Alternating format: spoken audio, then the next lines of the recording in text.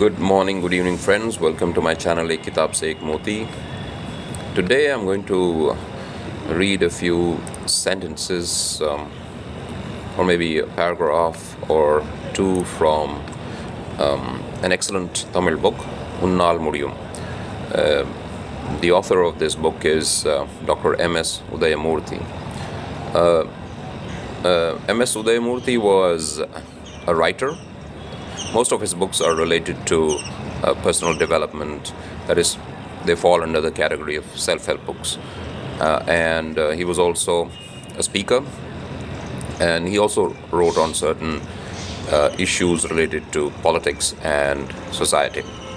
I came to know of M.S. Udayamurthy when I joined a Train the Trainers program conducted by a gentleman called Dr. Francis Xavier, and I went to the introductory session, the initial few sessions related to promoting the course. So before I joined the course, actually, so I just went to hear Dr. Francis Xavier as to what the course was all about, what the Train the Trainer program was all about. So in the audience was a person who talked about the books of M.S. Udayamurthy. So I just got interested. I went to a bookshop and bought quite a few books of his. So I read a few as well. Ennangal, I think that was one of the books that I read, and quite a few other small books actually. I read around 10 years ago. So this was one of them, Unnal Mudiyum. So today I thought which book I should make a video on. So I thought, why not make a video on one of the Tamil books. Soon I will start my videos in Tamil as well, but before that let me just talk about these excellent Tamil books in Hindi and English, and later on I'll make videos in Tamil as well. So while I was reading this book today, Unnal Mudiyum, that is Unnal Mudiyum in a sense, you can do it, or it's possible for you. So the idea is of self-confidence, that whatever we want to achieve, we can become. But the question is how and why it's possible, and how is it possible to do what we want to do or what we want to become, and what is the source of that energy, or what is the source of that fact. So let's read that passage that I've selected from this excellent book written by M.S. Udayamurthy. You to buy it. I had quite a few, many of his books with me, but when I moved from Chennai to Varanasi, I sold quite a few books of mine. 180 kilograms of books I had to sell, because it was difficult to move the entire set of books, from Chennai to Varanasi. It was a difficult thing, and there was a lack of space as well. So it requires almost a room. It required almost a room for my books in Chennai. So because of some space constraints, I had to sell those books. So that's why I'm using an online version of this book. So let me just read the few lines that I've selected for today. So here is what Mr. Udayamurthy says in this passage. In one place in Tirumandiram is a spiritual book.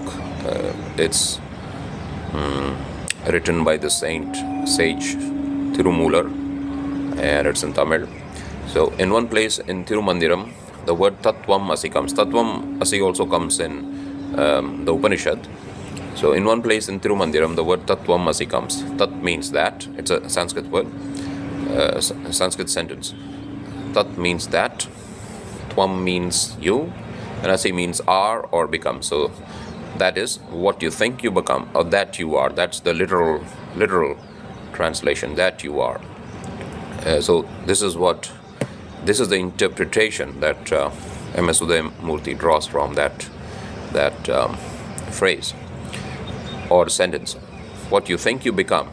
Today we think and desire. Continuously thinking and desiring, we convert the thoughts and desires into facts. So what is the source of this conversion of thoughts and desires into facts?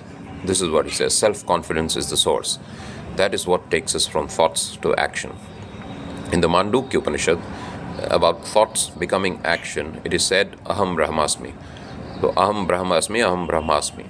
That is, that the great divine power called Brahma resides in us. Brahma is the divine the divine power that completely covers the world. In the Upanishads, that's what Brahma means, or God who pervades the entire universe, takes total control of it, and has completely covered the entire world, and He's within us, outside us, everywhere. The entire thing is Brahma.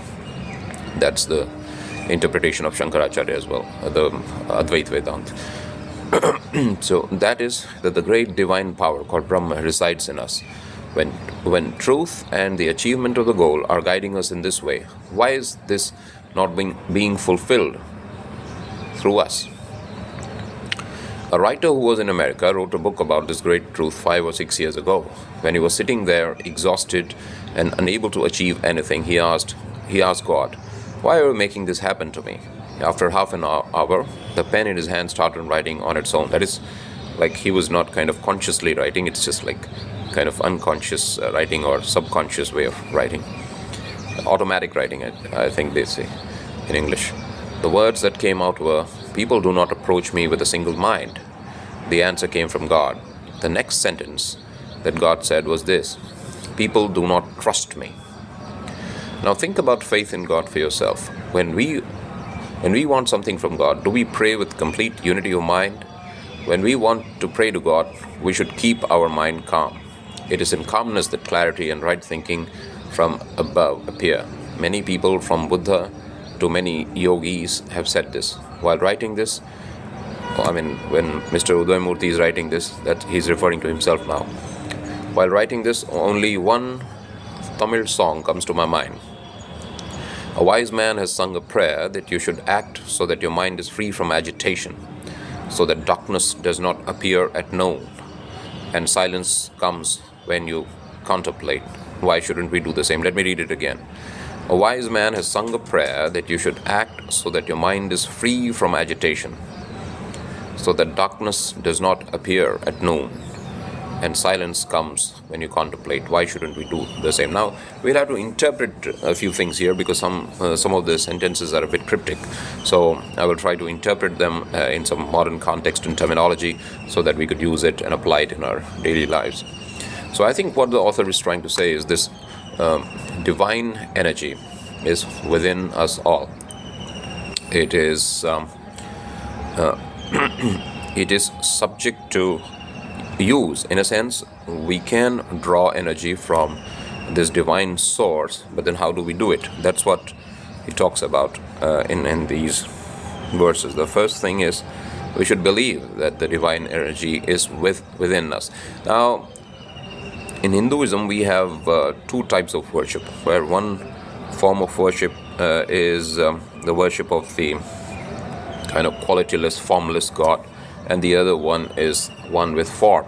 So in both the cases, we can apply it. So, for example, if you believe in in God with form, what you can do is you can completely believe that you can draw energy from Him. Maybe the energy comes from some external source, but even in that, we can believe that God resides in us as well. The God with form also resides in our hearts, and we can draw energy from Him with our trust. And if we believe in formless God, then we just believe that the energy is all pervading, and that energy is also within us, and with faith we can draw that energy from God. Now, I may sound a bit vague here, but I was just trying to mention some philosophical reasoning of our great saints of the past and the great acharyas. Anyhow, I will just try to simplify.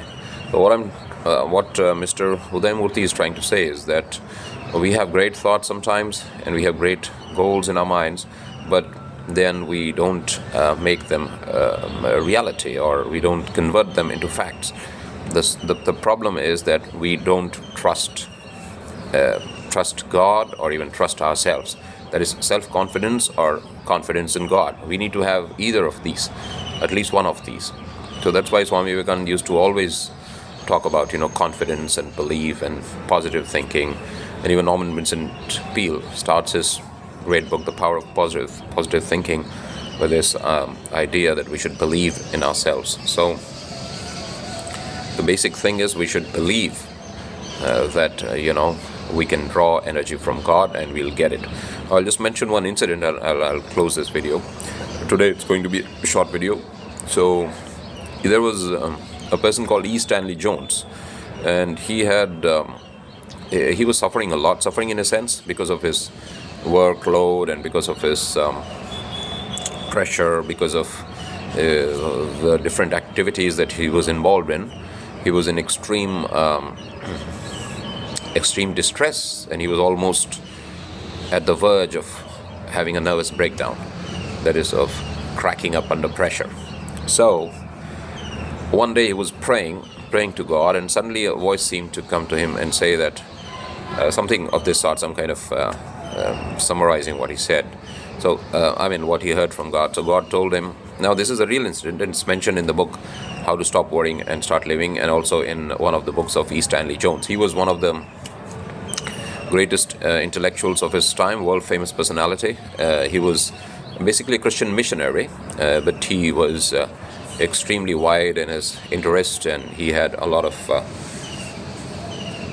friends across different religions. People following different religions were his friends. He was a friend of Mahatma Gandhi. He was a friend of Nehru. I think he was a friend of V.S. Srinivasasri as well. So E. Stanley Jones was an excellent personality. And if you want to improve your speaking skills, you can listen to some of the talks delivered by E. Stanley Jones. So while he was under that stressful condition, he was praying to God, and suddenly a voice seemed to come to him and say, Stanley Jones, are you ready for the work for which I have called you? And E. Stanley Jones, no, God, I'm done for. That is, I've reached the end of my resources. I don't have the power to handle the situation. Then God said to him, turn it over to me. That is, turn your life over to me, and I will supply you the energy, the power, the strength that you need to carry out your tasks. And E. Stanley Jones just surrendered to God. He said, Lord, I turn my life over to you. And in that moment, he seemed to feel that some form of divine energy, was within him, and he was able to tap that divine power for himself. And after that, he lived to be around 90, or 88, 89, I think, years of age, and was very healthy. Just during the last years of his life, I think for a year or two, he was paralyzed, but otherwise he was extremely healthy, extremely productive individual. And the reason for that was that he had this divine experience where it seemed that he was able to tap this divine source and use that in his daily activities. So in fact, he even says, when he had this divine experience in one of his books, that he just felt that after a hard day's work, and after working far into the night, he used to feel, why should I go to bed? Because he just didn't feel any lack of energy.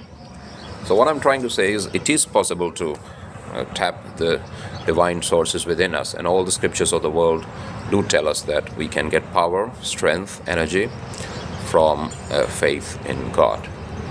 So I think that's it for today, friends. Thanks for watching this video.